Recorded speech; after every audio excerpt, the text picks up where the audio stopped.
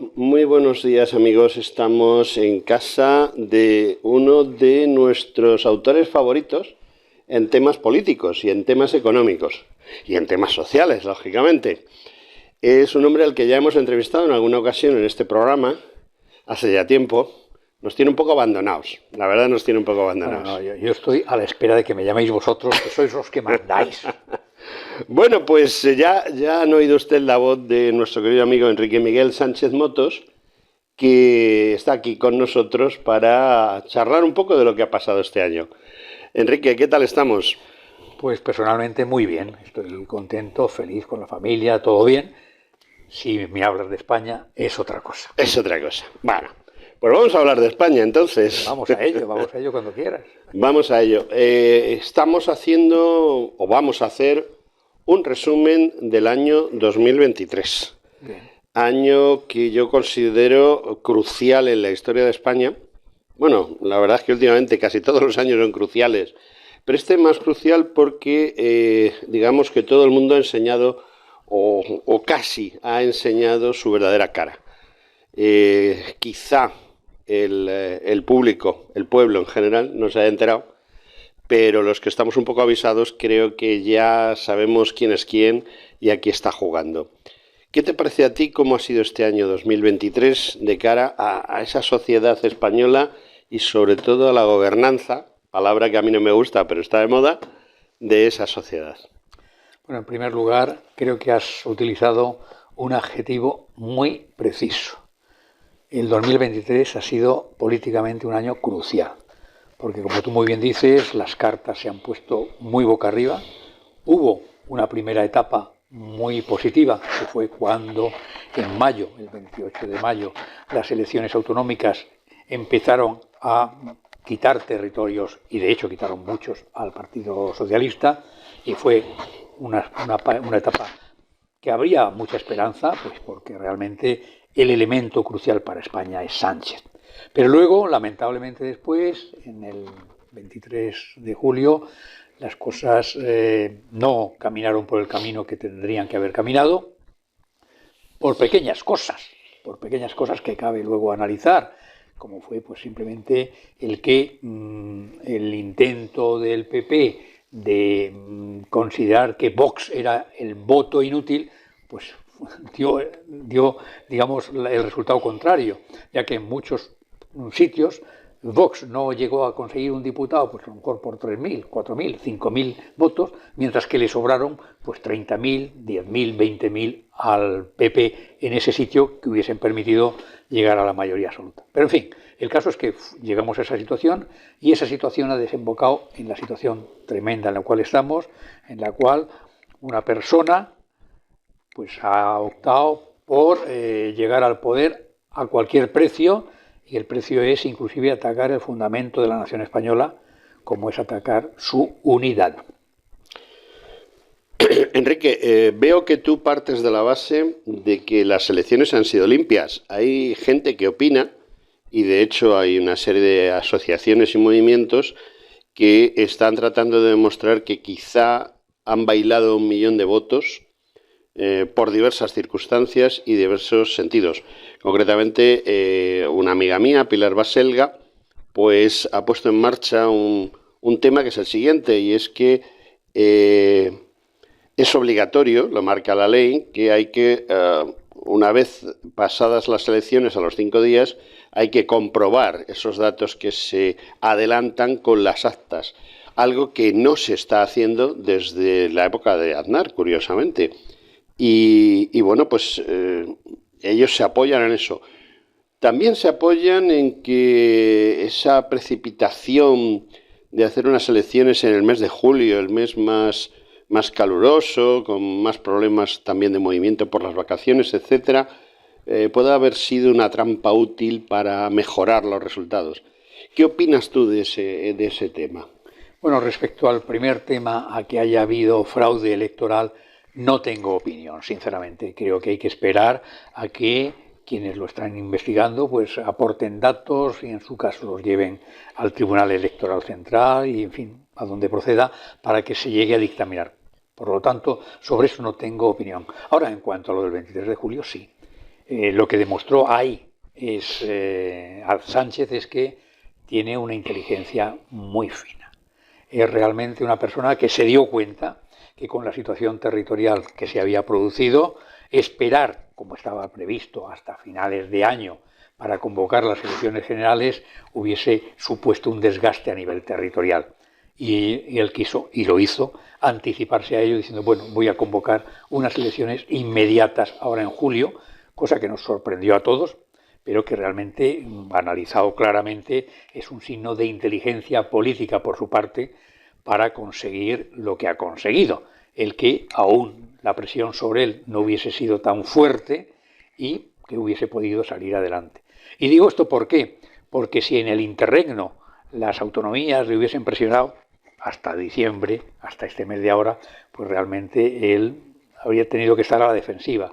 Si por otra parte, durante ese tiempo, si hubiese hablado de temas como la amnistía, él también se habría tenido que poner a la defensiva y todo eso habría sido tenido en cuenta a la hora del voto que hubiese sido en estas fechas, en diciembre. Y entonces, bueno, pues él se dio cuenta que no le convenía y inteligentemente lo hizo.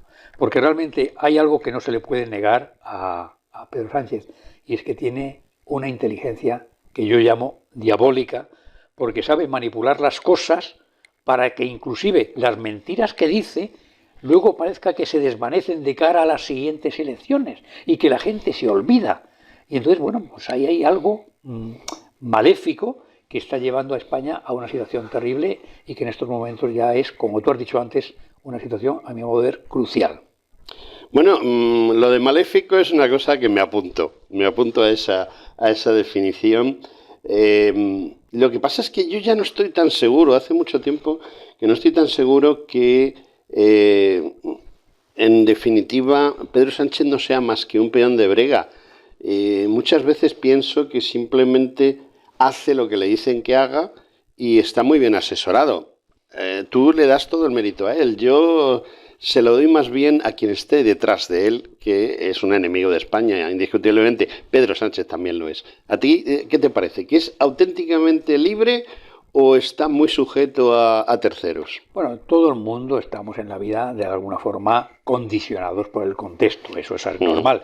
Pero yo no creo que sea esto lo que pese en Sánchez. Sánchez es una persona que actúa con personalidad propia, con interés propio y no le tiembla el pulso para lograr sus fines. La prueba de que no le tiembla el pulso es que usa algo que es inaceptable en cualquier país del mundo, que es la mentira. Decir una cosa en campaña y hacer lo contrario después. Entonces, esto realmente es inaceptable en ningún lugar. Y poco a poco se está también levantando en Europa esta idea, y todo esto está frenando por las aspiraciones que él tenía de llegar al secretario general de la OTAN y todo lo demás. Con lo cual no creo que él esté logrando internacionalmente garantizarse el futuro. Lo que está intentando es, pues con un ego que tiene tremendo, pues intentar mantenerse en el poder a costa de lo que sea, porque lo que sí es ideales, yo no sé qué ideales tiene.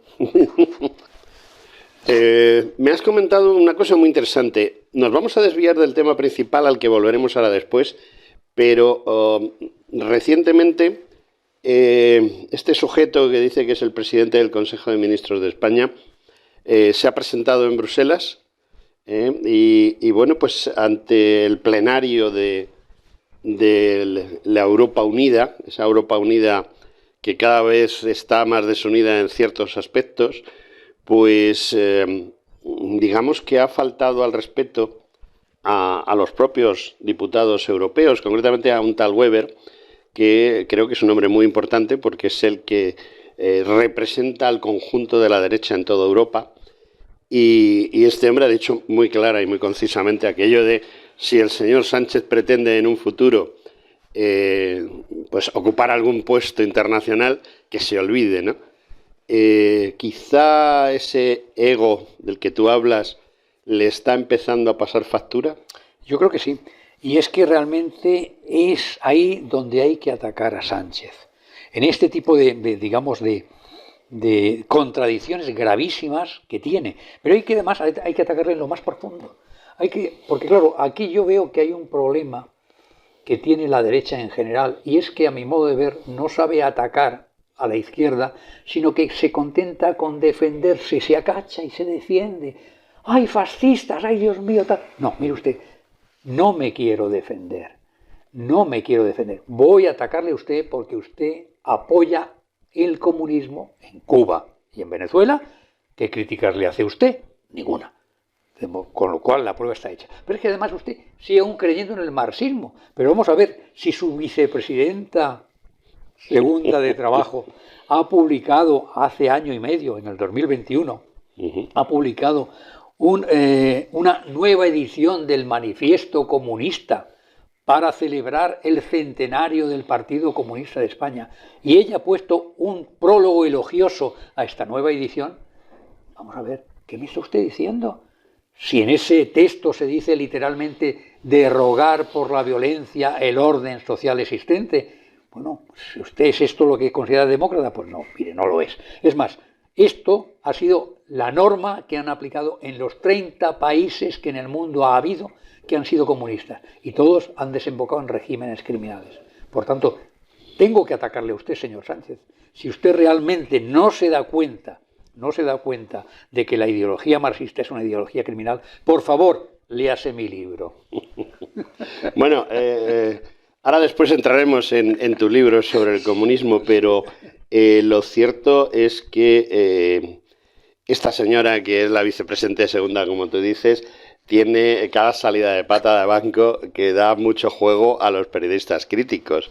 No hay nada más que oír a gente como Jiménez Los Santos en sus tertulias mañaneras y bueno, o a otros periodistas de la COPE o de cualquier otra emisora que sean un poquito críticos, pues la señora vicepresidenta da un juego tremendo. La verdad es que la mayoría de los ministros que tiene Sánchez dan un juego tremendo. Yo creo que los elige, y no sé si estarás de acuerdo conmigo, y esa es la siguiente pregunta, los colaboradores que él elige, los elegirá como buenos peones de brega, pero indiscutiblemente no los elige por su inteligencia y su capacidad de raciocinio. Y ahí pues nos podemos referir a la MEMA, a la médica y madre famosa, que de vez en cuando tiene algunas cosas que de verdad te quedas extasiado. ¿Tú crees que ese egocentrismo le ha llevado a ser pues como una especie de Stalin rodeado de gentecilla, que la verdad es que si no estuviese él de jefe, pues no medrarían para nada en absoluto? ¿Puede ser otro talón de Aquiles esa reunión de medianías y de poca inteligencia que tiene alrededor? Bueno, eso de que va a ser y es un talón de Aquiles se está viendo ya. Nadia Calviño es nadie Calviño en Europa. Que se olvide de Europa. Que se olvide de Europa. Por mucho que se hable del Banco Europeo, yo creo que no va a llegar ahora, con la situación que se está provocando en España, no va a llegar allí. Pero es que vamos, si miramos a la economía española, pues realmente observamos que lo peor está por venir. Se está haciendo un gasto con los fondos Next Generation de Europa destinado a publicidad, a crear gastos para los amigos, para pagar chiringuitos. Todo esto no es productivo y luego habrá que devolver. Y cuando empiecemos a devolver, los intereses de la deuda se multiplicarán y pesarán cada día más. Entonces, realmente no estamos impulsando la economía, estamos creando problemas, inclusive grandes empresas han avisado ya de que, y bueno, algunas ya se han ido a Holanda, debemos recordarlo todo, con lo cual, bueno, la situación futura no es en absoluto, digamos, optimista, con lo cual ahí va a pagar factura, va a pasarle factura todo esto al gobierno de Sánchez y al propio Sánchez. Hay un economista que trabaja también en Radio Sudeste, que es para quien estamos haciendo inicialmente esta entrevista, que es José Ramón Riera, no sé si le conoces, y dice que habla acerca de esa deuda. Y es que uno de los principios quizá para convertir en marxista o el comunismo consiga hacerse con el poder en un golpe revolucionario consiste precisamente en aumentar a tal punto la deuda de un país que sea impagable, y eso es uno de los puntales que va a facilitar el que el país se desintegre como tal y pase a ser lo que los revolucionarios marxistas quieran, ¿no? Bueno, pues a José Ramón Riera le conozco, no solamente le conozco, sino que somos amigos. Hemos estado aquí mismo cenando algunas veces y realmente es uno de los mejores articulistas económicos actuales, porque en artículos breves pero muy contundentes explica las cosas con claridad. Y evidentemente una de las cosas que señala es esta, que el tema de la deuda pública, el peligro con el incremento de intereses que se va a producir está por venir, pero es que además está engordando el sector público, de tal forma que va a ser insostenible y eso realmente luego es muy difícil de reconducir. El problema que tenemos ahora en toda Europa es que realmente Europa olvidó las normas que habíamos puesto a la propia Europa de un máximo del 60% de la deuda pública y de un máximo del 3% del déficit público, y bueno, realmente no lo cumple ningún país. Ni Bruselas, ni Bélgica, ni Italia, ni Francia, ni España tampoco. Y esto se va a volver contra los países, en particular contra aquellos países como el nuestro, que estamos realmente en una situación en la cual no compensamos este tipo de excesivo gasto, no lo compensamos con una promoción de la empresa y de la producción. Entonces todo esto se va a venir en contra nuestro. Ahora que comentas esto, a mí me surgen varias interpretaciones de lo que está pasando. Por ejemplo, tenemos el problema, como tú bien has dicho, de engordar el sector público de forma innecesaria.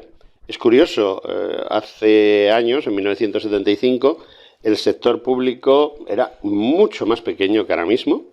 La población ha crecido en 6 o 7 millones de personas respecto a esa época, que esos 6 o 7 millones de personas en realidad son extranjeros que han venido aquí a trabajar, y ahí entra el plan Kalergi, famoso plan Kalergi, y lo cierto es que si hace 60 o 70 años se podía funcionar con muchos menos funcionarios y no existía la informática y todas las ayudas que puede planificar el sistema que hoy en día hay, con esos maravillosos ordenadores y toda la inteligencia artificial y todo ese tipo de cosas. Sin embargo, hemos engordado, hemos multiplicado no ya por 2, sino creo que por 3, porque hay que contar no solo los funcionarios directamente, sino toda esa recua de chiringuitos que se han ido creando, que al final dependen de la función pública. Y bueno, hay otro gran problema, y te lo acabo de comentar cuando he dicho la población ha crecido, pero no ha crecido. Y es que ahora mismo, este año, sin ir más lejos, hay un déficit de 100 y pico mil españolitos que no han nacido, y que indiscutiblemente eso también es otra rémora, porque el envejecimiento de la población hace que cada vez haya más pensionistas y sin embargo no haya reposición.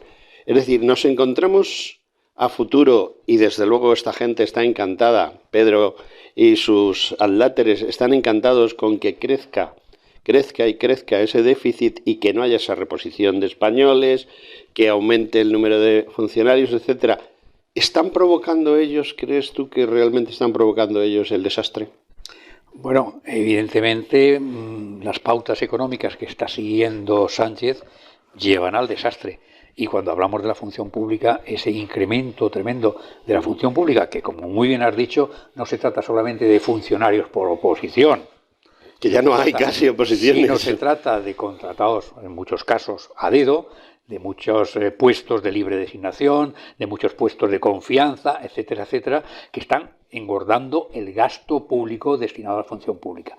Y eso realmente pues es una losa enorme para la economía. Pero es que por otra parte, esto está llevando a que la administración pública, en lugar de intentar ser eficiente, se justifique a veces pues a base de normas y contranormas, muchas de las cuales que no pasan ni siquiera el filtro de la eficiencia. Vamos, por no ir más lejos, el famoso tema del sí es sí es una prueba evidente de cómo no supieron hacer pasar a una norma por el filtro de la eficiencia antes de aprobarla. Entonces, esto pasa en la administración pública y esto realmente es muy negativo. Ahora bien, la administración pública siempre, yo he sido funcionario durante 40 años del Cuerpo de Administradores Civiles del Estado, ha sido ineficiente. ¿Por qué? Pues porque es muy interesante para el político cortar la cinta de una nueva carretera o de una instalación o salir en la televisión, pero le es mucho menos atractivo el promover la eficiencia de la gestión del contenido de empleados que tiene, de procedimientos que tiene y de misiones que tiene.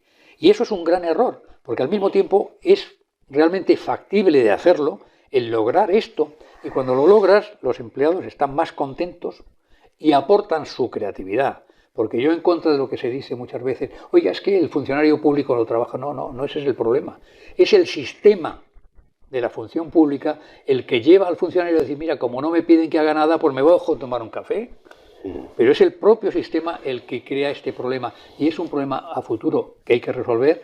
Pero claro, cuando nos encontramos en un contexto de excesiva ampliación de lo público, y muchas ONGs en realidad forman parte de lo público, porque también viven de subvenciones públicas, pues todo esto realmente hace más difícil resolver las cosas.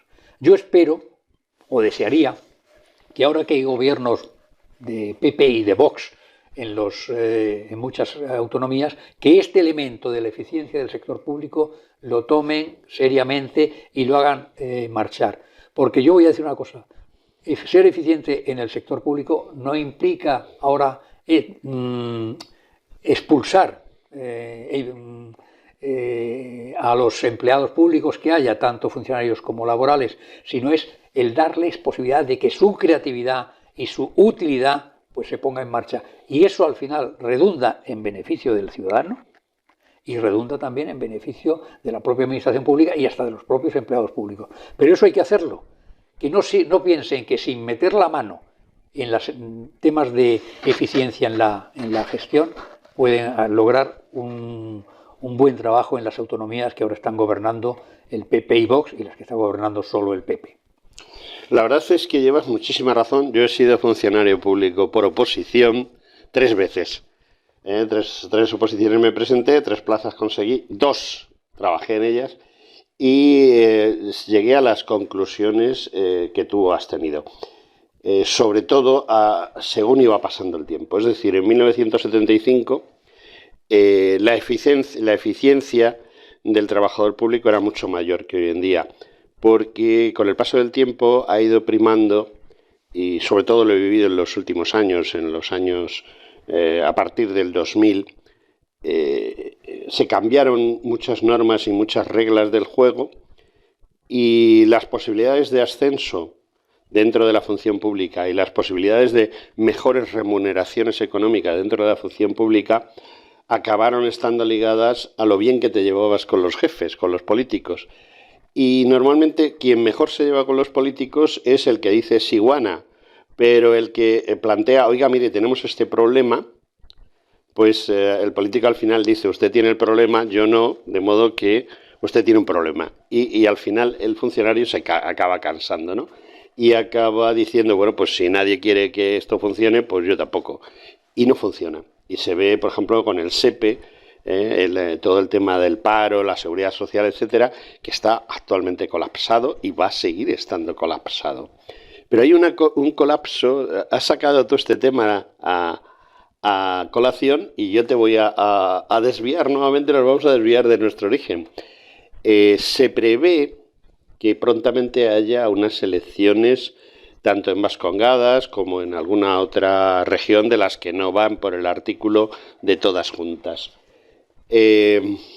Hablaba yo recientemente en mi programa con un buen analista político que decía lo siguiente: Sánchez ha llegado a la situación en la que estamos y se ha visto muy claramente, por ejemplo, en Pamplona, donde ha eliminado algo que era un acuerdo entre todos los partidos. En Pamplona y en Navarra en general, los partidos habían llegado al acuerdo de que la lista más votada era la lista que daba al candidato a alcalde, a presidente de esto o del otro. Bien, eso lo han roto aliándose el Partido Socialista de Navarra, el Partido Socialista en definitiva, con los herederos de ETA.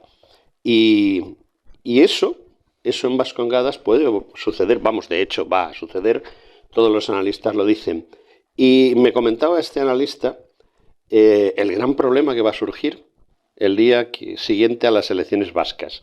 Cuando Partido Socialista Vasco y EH Bildu llegaron a un acuerdo resulta que desde que Vascongadas tiene su propia administración, la ha ido rellenando con gente del Partido Nacionalista Vasco, y toda esa gente va a ir a la calle.